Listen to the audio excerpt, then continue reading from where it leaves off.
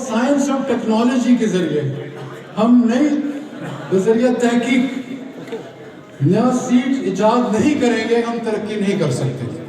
وہ پاکستان کے لیے سب سے بڑا چیلنج اس دور میں بن چکا ہے، ہمیشہ تھا پر اب زیادہ بن چکا ہے کیونکہ دوسری دنیا بہت آگے چلی گئی۔ اور اگر ہم مثال کے طور میں آپ کو گندم کی بات کرتا ہوں، اگر پاکستان کی ایوریج گندم کی 31 من ایکڑ ہے، ہمارے تحصیل کی تقریباً 36-37 من، ہماری 6 من تقریباً نیشنل ایوریج سے زیادہ ہے ہماری تحصیل کی گندم کی پیداوار کی ایوریج۔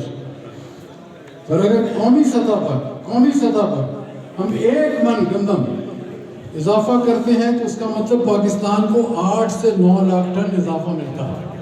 آپ خود سوچ لیجیے۔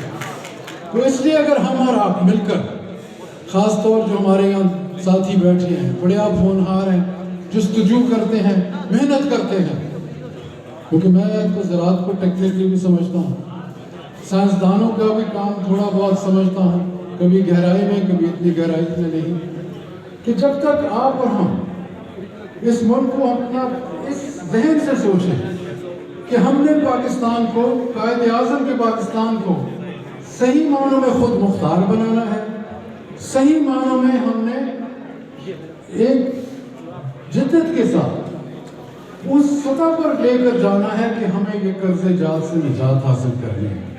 زراعت وہ پیشہ ہے جو ہمیں نکال سکتا ہے، ہمیں نجات دلا سکتا ہے قرض جات سے، میرے ذہن کے مطابق۔ بدقسمتی ہے کہ ہم کپاس کی پیداوار میں پیچھے رہ گئے۔ اگر 20 سال پہلے ہماری پالیسی صحیح بنا دی ہوتی کپاس کی تو یقین مجھے ہے کہ پاکستان کو آج قرض جات نہ لینے پڑتے۔ میرا یہ ذہن کہتا ہے، اور جب میں صرف 23 ماہ رہا، حکومت میں ذمہ داری تھی میرے پاس، اور وہ وفاق تو پالیسی میکر کرتے ہیں، زراعت صوبائی حکومتوں کے پاس چلے گی 18ویں ترمیم کے بعد۔ اور ہمیں کوشش یہ کرنی چاہیے کہ راستہ دکھائیں، ہم بتائیں لوگوں کو کہ کس رخ پہ ہم نے جانا ہے۔ یہ ہوتا ہے قیادت کا رول، کہ جو لیڈرشپ کا رول ہوتا ہے وہ لوگوں کو آگاہی کرتا ہے۔ قائد اعظم نے ہمیں 1947 سے پہلے ایک راستہ دکھایا تھا کہ جہاں اکثریت ہے مسلمانوں کی، اس خطے کا نام پاکستان ہوگا، مغربی اور مشرقی پاکستان۔ اور بذریعہ ووٹ انہوں نے دکھایا کہ ہو سکتا ہے۔ بذریعہ ووٹ لوگوں نے آل انڈیا مسلم لیگ کو ووٹ دے کر اس خطے کا نام پاکستان بنایا۔ آپ اور ہمارے کو بہت ذمہ داری عائد کی گئی۔ آپ اور ہمارے اوپر آج مستقبل کے لیے ایک بہت بڑا چیلنج ہے کہ ہم اس ملک کے اندر صحیح معنوں میں خود مختاری لے کر آئیں۔ اور میرے یہ جو نوجوان ساتھی ساتھ کھڑے ہیں، میں امید کرتا ہوں کہ اس صحافت میں بذریعہ اپنے قلم لوگوں کی آگاہی کریں گے۔ میں امید کرتا ہوں کہ آپ کے ہمارے ساتھی میاں عبدالحفیظ صاحب، جناب فروخ صاحب، ذوالقرنین صاحب و دیگر حضرات، سیدی صاحب جو سابقہ صدر ہیں، سابقہ صدر ہیں کہ آپ ہمیشہ ہی صدر ہیں،